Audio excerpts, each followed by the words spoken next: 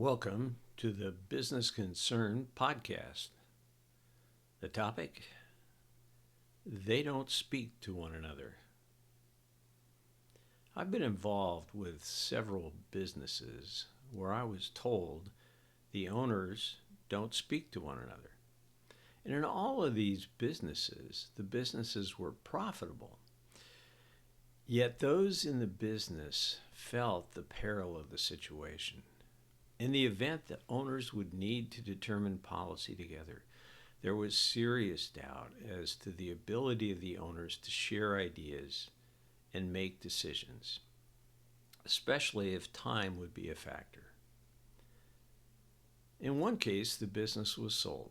In other cases, the owners separated in various ways, none without complications and considerable detriment, both to the business divided and the resultant businesses created. Once business owners cut one another off, they do what they can do alone to preserve the profitability of the business, but remain vulnerable to any business crisis that requires the owners to revise or initiate action together. Human relationships are difficult to maintain over time. A flicker of insight, giving assurance, is often followed by the unsettling realization that something unanticipated is occurring. Imperfect communication fosters doubt and concern. When people have difficult conversations, the worst result is the cutoff. Those involved deciding not to continue to communicate with the others. Now, dealing with difficult conversations is a subject in and of itself. But the important message from study of that subject is that no matter what is said, the aspect of continuing the conversation should be preserved. Even when the incidental words are offensive, the relationship needs to be respected and preserved. The cutoff injures all parties involved and perhaps most damages the one who cuts off. In the military, the saying is, you salute the uniform, not the man.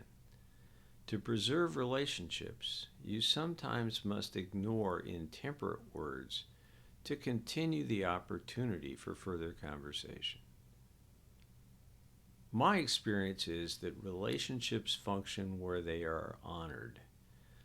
The very best way to avoid the circumstance of not communicating is for the owners to place a priority on continual communication among them. The relationship is honored by having meaningful conversations. A good thing happens from this.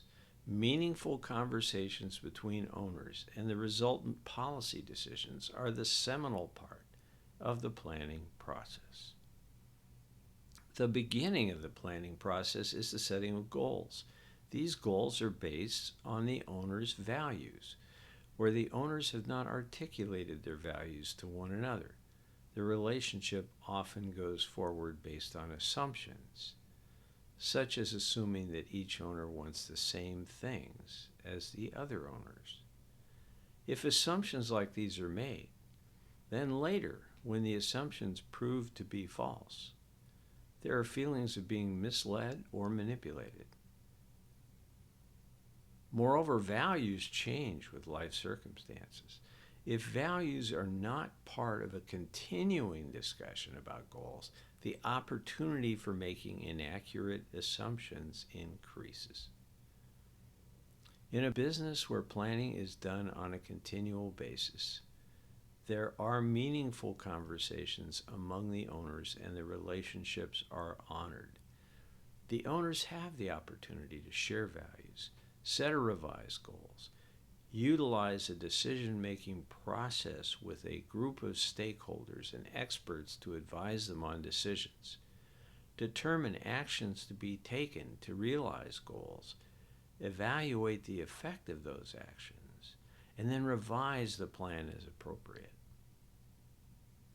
Having planning as a part of the business process will prevent much of what causes owners to decide not to speak to one another.